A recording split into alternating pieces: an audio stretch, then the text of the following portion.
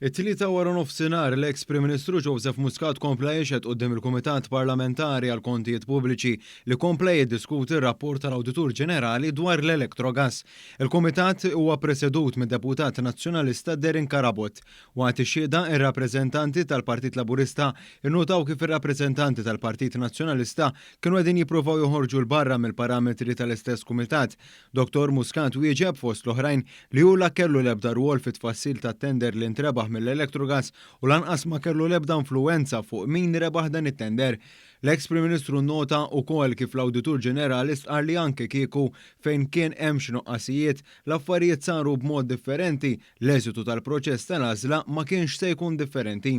Fejn jitlu n-nies magħżula fuq il-bord tal-għażla ta' dan it-tender, Dr. Muscat qar li ma kellu l-ebda influwenza fuq min ġie magħżul biex iservi fuq dawn il-bordijiet. Muscat qal ukoll li tul il-proċess li għatwa l-proġett tal-Power Station u qatt ma daħal għall-laqat jew kellu influwenza fuq kif ġie attwat l-istess proċess. L-eks Prim Ministru sqar ukoll li huwa wieġeb għad-domandi kollha mistoqsija lilu għax jifhem li l-Kumitat huwa wieħed politiku, iżda qajjem mistoqsija dwar għaliex il-Kumitat ma staqsihx dwar l-allegazzjonijiet fil-konfront tiegħu brabta mal-kumpanija E-Grant. L-inkjesta sambet li din kienet biss allegazzjoni u nstab li kien hemm evidenza ffabrikata.